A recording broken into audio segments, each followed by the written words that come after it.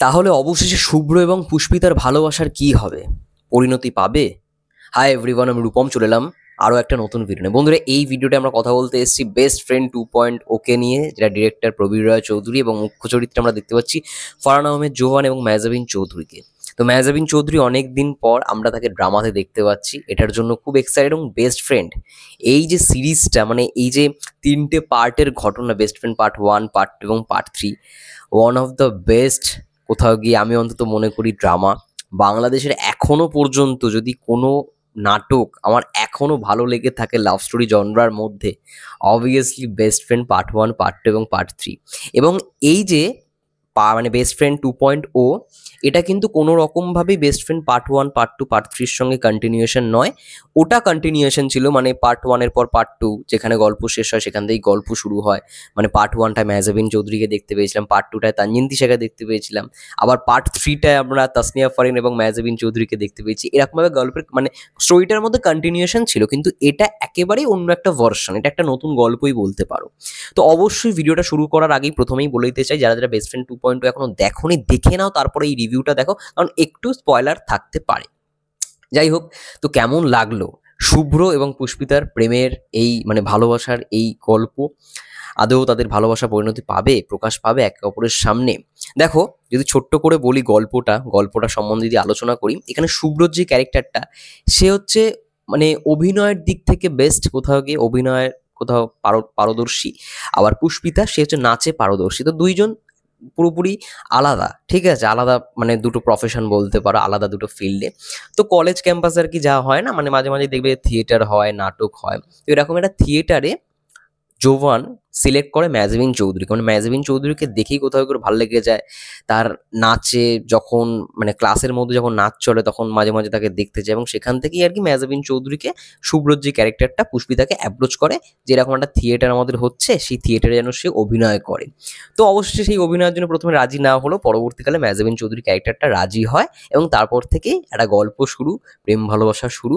এবং সেটা প্রথমে ওয়ান সাইডার ছিল, পরবর্তীকালে আমরা জানতে পারি যে হ্যাঁ, সেটা দুই পক্ষই ছিল। কিন্তু দুই পক্ষ হওয়া সত্ত্বেও তাদের কি ভালোবাসা পরিণতি পাচ্ছে কি পাচ্ছে না, সেটা জানার জন্য তোমাদেরকে এই সিনেমা মানে পুরো 1 ঘন্টার ওপরে ড্রামাটাকে দেখতে হবে। দেখো, আমার না সত্যি কথা বলছি, মানে প্রবীর রায়চৌধুরীর কাজগুলো দেখে মনে হয় না নাটক, আমার কোথাও কি মনে হয় একটা সিনেমা, মানে সিনেমাই দেখছি। 1 ঘন্টার ওপরের কাজ হলো, একটা সিনেমাই দেখছি।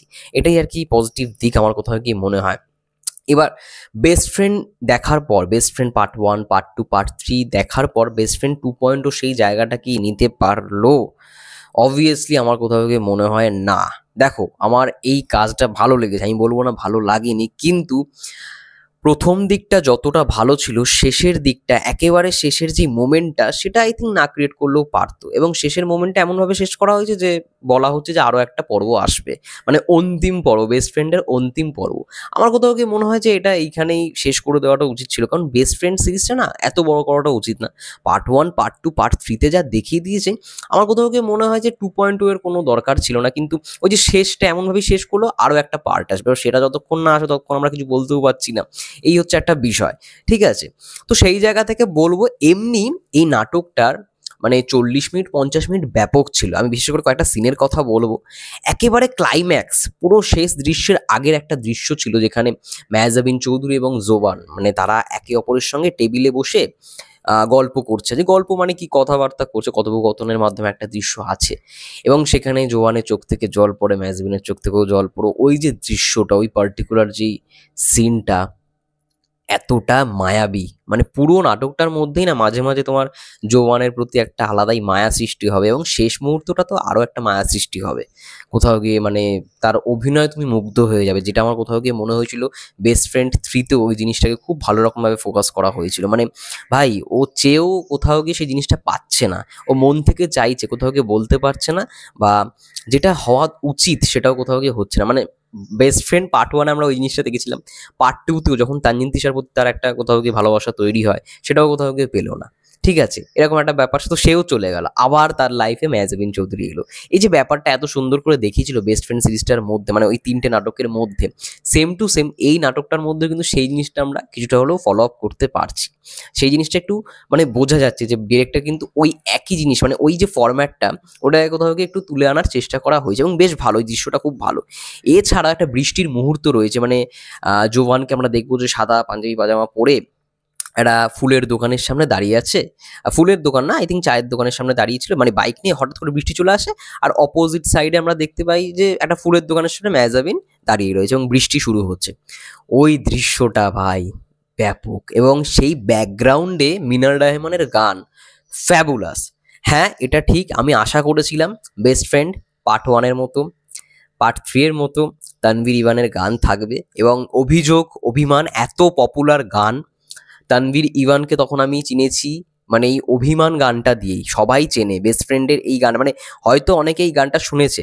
তুমি বুঝনি আমি বুঝিনি, তুমি স্বপ্নতেও কেন আসনি, আমার অভিমান তোমাকে নিয়ে সব চেয়েছি, এই গানটা সবাই জানে। কিন্তু অনেকেই জানে না এই গানটা হচ্ছে বেস্ট ফ্রেন্ডের গান, বেস্ট ফ্রেন্ড নাটকটার গান। আমি তো এই গানটার মাধ্যমেই বেস্ট ফ্রেন্ড নাটকটা দেখি। তখন আমি নাটক যে খুব দেখি এমনটা নয়, অনেক পরে এসে বেস্ট ফ্রেন্ড নাটকটা দেখি। তো সেই জায়গা থেকে আমি আশা করেছিলাম তানভীর ইভানের গান থাকবে, মিস করলাম। এবং এইখানে প্রবীর রায় চৌধুরীর যে ক্রিয়েশনটা, অবশ্যই বেস্ট ফ্রেন্ডের কিছু টাচ রয়েছে, মানে পার্ট 3-এর কিছু টাচ রয়েছে। তারপরে লাভ ভার্সেস ক্রাশ 2-এ আমরা বেশ কয়েকটা দৃশ্যে দেখেছিলাম যে জোবান এবং মেহজাবিন চৌধুরীকে স্টেজ পারফরমেন্স করতে। তো এই স্টেজ পারফরমেন্সের যেই মানে সিনটা, ওটা কোথাও গিয়ে হোমাজ দেওয়া হয়েছে এই বেস্ট ফ্রেন্ড 2.0-তে। এবং এইখানে আর কি মানে অনেকগুলো ক্যারেক্টার তোমরা দেখতে পারো বেস্ট ফ্রেন্ডের মধ্যে। বন্ধুর যে ক্যারেক্টারটা, জোবান বন্ধুর যে ক্যারেক্টারটা, ও এখানে রয়েছে এই বেস্ট ফ্রেন্ড 2.0-তে। এবং এখানে আমি নতুনভাবে দেখলাম শহীদুজ্জামান সেলিম স্যারকে, তিনি এখানে মেহজাবিন চৌধুরীর বাবা হয়েছে। দারুণ, আমার বেশ ভালো লেগেছে। এটাই আর কি ওভারঅল বলবো। আমার কিন্তু বেশ ভালোই লেগেছিল, মানে প্রথম দিকটা বেস্ট ফ্রেন্ড 2.0-এর প্রথম দিকটা আমার বেশ ভালোই লেগেছিল। এবং কোথাও গিয়ে মনে হয় এটা না ঈদের নাটক নয়, মানে আমি যতদূর জানতাম এটা ভ্যালেন্টাইন্সই বার করা হবে। বেস্ট ফ্রেন্ড মানেই আমরা জানি যে ভ্যালেন্টাইন্সই এতদিন ধরে চলে এসছে 3টে পার্ট। এই পার্টটা একটু দেরি হয়ে গেছে, ডিলে হয়ে গেছে। তো এটা ভ্যালেন্টাইন্স উইকে বার করলে খুব ভালো হতো, ঈদের জন্য এটা নয় অ্যাকচুয়ালি।